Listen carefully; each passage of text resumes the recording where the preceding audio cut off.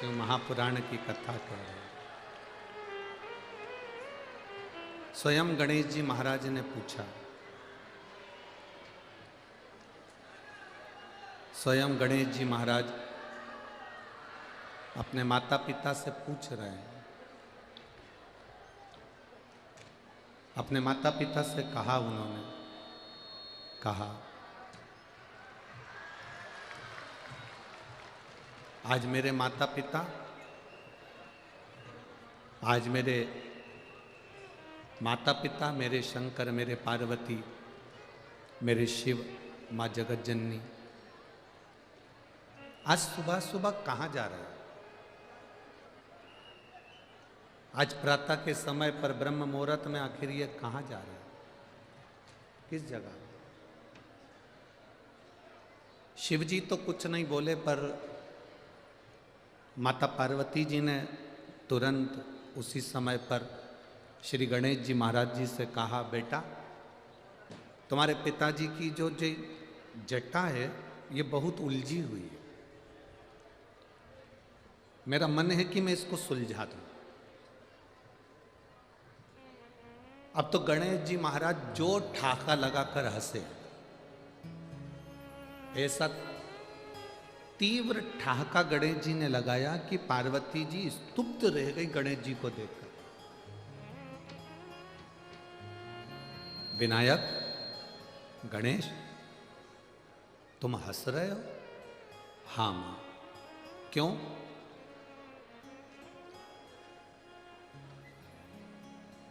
गणेश जी ने कहा, मां जितनी जटा उलझी हुई है उतने पिताजी उलझे हुए हैं।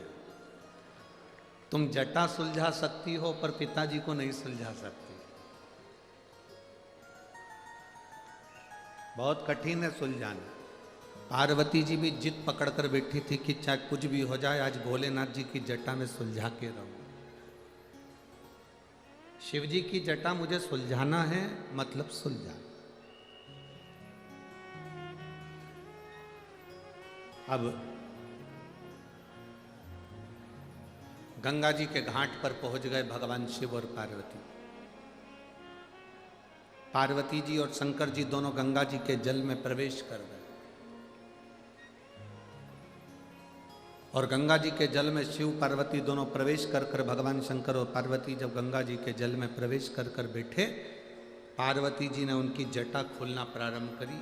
जटा की मात्र एक लट, जटा की मात्र एक लट जटा की पार्वती जी ने खोली, केवल एक लट।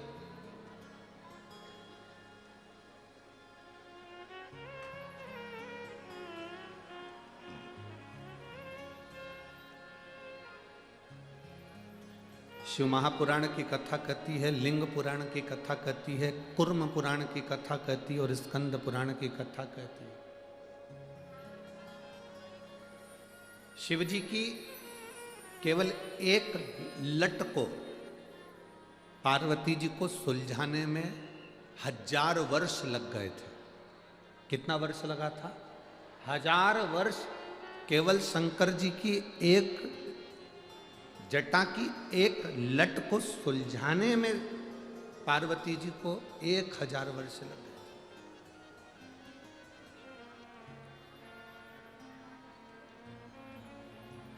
1000 वर्ष निकल गए पर वो लट नहीं सुलझी।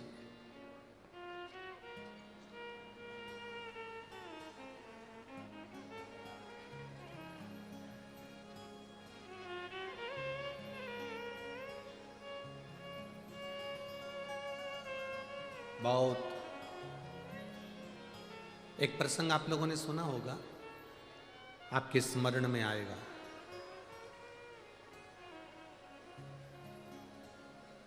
राधा जी का एक भजन आप लोगों ने सुना है? वो भगवान कृष्ण से कहती हैं, महाराज, उलझी लट सुलझा जइयो मोहन, मेरे हाथ में लगी। उलझी लट सुलझा जइयो, मेरे हाथ मेहंदी लगी। राधा जी भगवान कृष्ण से कह रही हैं कि मेरी उलझी हुई लट को सुलझा दो, मेरे हाथ में मेहंदी लगी। देवी भागवत पढ़ी है आप में से किसी ने? एक बार मौका मिले तो गीता प्रेस गोरखपुर की देवी भागवत पढ़ो, एक बार मौका मिले तो गीता प्रेस गोरखपुर की स्कंद पुराण पढ़ो, एक बार मौका मिले तो गीता प्रेस गोरखपुर की शिव महापुराण को पढ़ो, लिंग पुराण को पढ़ो। उसमें एक संवाद मिलता है कि ये कृष्ण और राधा कौन है।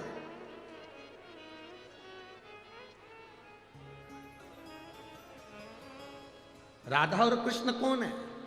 कृष्ण स्वयं पार्वती है और राधा स्वयं शिव है। यह हमारी देवी भागवत के अंदर स्पष्ट लिखा है, स्पष्ट, कि राधा शिव है और पार्वती जी कृष्ण है। यह देवी भागवत के अंतर्गत वर्णन। अब जब शंकर भगवान स्वयं राधा जी के रूप में हो गए और पार्वती जी स्वयं कृष्ण के रूप में हो गई, तो वो कह रही हैं कि मेरी उलझी लट सुलझा दो। क्यों? सतयुग में ना जाने कितने कितने युग निकल गए, किसी युग में भगवान शंकर की जटा को सुलझाने वाला कोई जन्म ही नहीं लिया।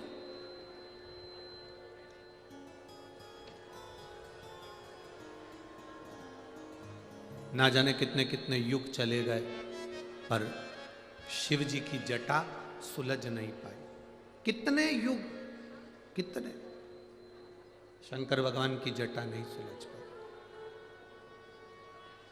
सतयुग निकल जाए, त्रेता निकल जाए, द्वापर आ जाए, द्वापर में राधा और कृष्ण के रूप में भी शंकर पार्वती हो गए, तो भी कह रहे हैं कि लट सुलझा के बता दो प्रभु। बहुत कठिन।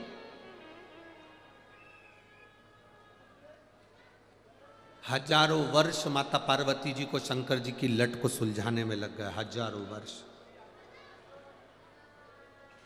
संत, साधु, गुरुजन, तपस्वी, साधक, उपासक सब हाथ जोड़ जोड़ के निवेदन करते रहे माता पार्वती जी से कि ये महादेव के मस्तक की जो लट है ये सुलझ नहीं सकती। पर पार्वती तो जिद पर अड़ी हुई थी, मुझे तो लट सुलझाना।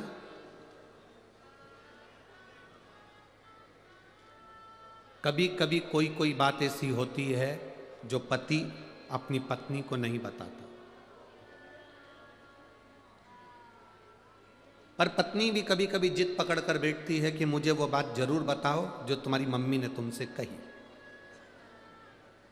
तुम्हें बताना पड़ेगा, तुम्हें कहना पड़ेगा।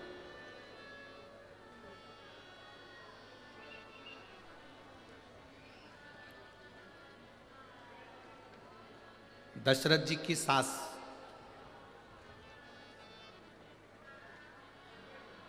किनकी सास? जम के बोलो जरा। दशरथ जी की सास, माता केकई की मां और केकई के पिता। केकई नरेश को भगवान शिव का एक वर था। केकई के पिताजी को शंकर जी का दिया हुआ एक वर था कि तुम पशु, पक्षी, जानवर की आवाज सुन सकते हो, समझ सकते हो और जान सकते हो।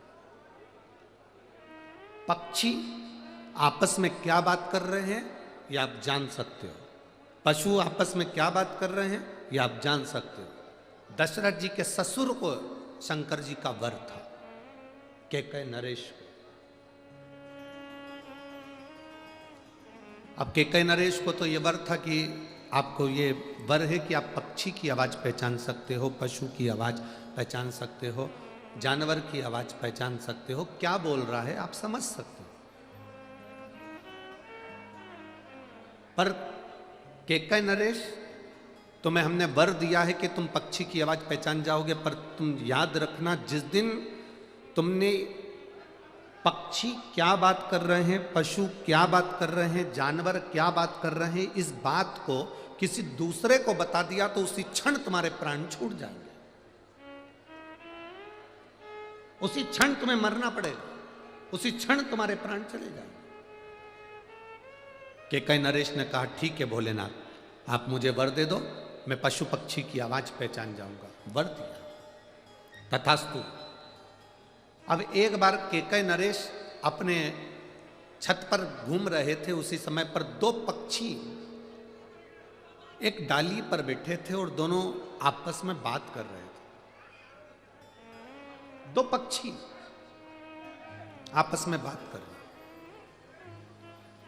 और दोनों पक्षी जब आपस में बात करे तो केकई नरेश को हंसी आ गई। इतनी तेज हंसी केकई नरेश को आई, ऐसी तेज हंसी केकई नरेश को आई कि केकई नरेश हंसते रहे।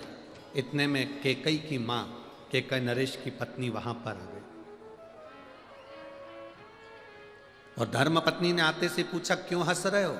केकई नरेश बोले मैं बता नहीं सकता। पत्नी ने फिर पति से कहा, केकई की मां ने फिर अपने पति से कहा तुम बताओ मुझको क्यों हंस रहे हो? केकई नरेश बोले मैं नहीं बता सकता। पत्नी ने जिद पकड़ ली, केकई की माता ने जिद पकड़ ली, तुम्हें बताना पड़ेगा।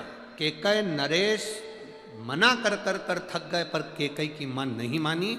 आखिरी में केकई नरेश ने कहा यदि मैं तुझे बता दूंगा तो मैं मर जाऊंगा। इतने में केकई की माता ने कहा भले मर जाओ पर मुझे बताओ, भले मर जाओ पर मुझे बताओ। इतना जिद केकई नरेश की धर्म पत्नी माता केकई की मां ने ऐसी जिद पकड़ ली। आखिरी में केकई नरेश ने बताया कि ये दो पक्षी जो आपस में बात कर रहे हैं, ये बात ऐसी कर रहे हैं कि आज एक बोला कि मैं दिन भर से उड़ा और उड़ने के बाद मैं एक शिवालय पर जाकर बैठ गया, और दूसरा बोलता है कि मैं दिन भर से उड़ा और एक सूखे पेड़ पर जाकर बैठ गया। दोनों की बात विवाद हो रहे थे, उस बात विवाद को मैं सुनकर हंस दिया। इतना कहते से केकई के पिता के प्राण छूट गए। शिव महापुराण की कथा कहती है माना नारी जिद करे पर वो जिद ना करे जिसमें पति के प्राण ही चले जाए। सोने के हाथ के कड़े लेना है मना नहीं है, पर ध्यान रखना इस बात का है, जैसे कल माननीय सांसद महोदय श्रीमती नवनीत जी राणा जी ने एक बात कही थी, आपके स्मरण में होगी। उन्होंने क्या कहा था? पति महल में भी रह रहा है तो स्त्री उसके साथ में उसकी पत्नी है, पति झोपड़े में भी रह रहा है तो उसकी धर्म पत्नी उसके साथ में है, पति एसी में रह रहा है तो धर्म पत्नी उसका साथ है, और पति अगर पंखे में भी रह रहा है, फैन में भी रह रहा है तो धर्म पत्नी उसके साथ है। अर्थात कल उन्होंने जो कहा, एक एक नारी के हृदय में ये बात पहुंचना चाहिए।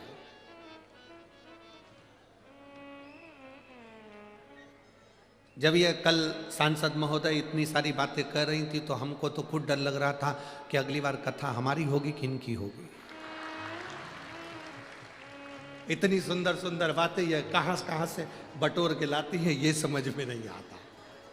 पर हम तो कहते हैं ये गॉड गिफ्ट है, शंकर जी की कुछ कृपा आप पर बनी है, और हम तो कहेंगे स्वयं अशोक सुंदरी के रूप में शिव की बेटी के रूप में आप हो, तो वो भगवान शिव ही आपको दे देता है। आपको भले दुनिया के लोग नवनीत जी राणा कहें, पर हमारी दृष्टि में तो आप शंकर की बेटी अशोक सुंदरी ही हो। ये शिव की कृपा है। अच्छे संवाद, अच्छी बात, अच्छे शब्द स्वयं शिव देता है। आप जो शब्द कह रहे हो वो शंकर देता है, शंकर के सिवा कोई नहीं दे सकता।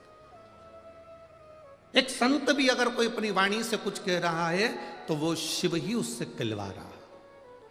उन्होंने कल कहा कि स्त्री गरीबी में भी और अमीरी में भी अपने पति का साथ कभी नहीं छोड़ती, कभी एक क्षण के लिए भी नहीं छोड़ती। वो एक स्त्री होती है, एक नारी होती है। जिद पकड़ो, मना नहीं है।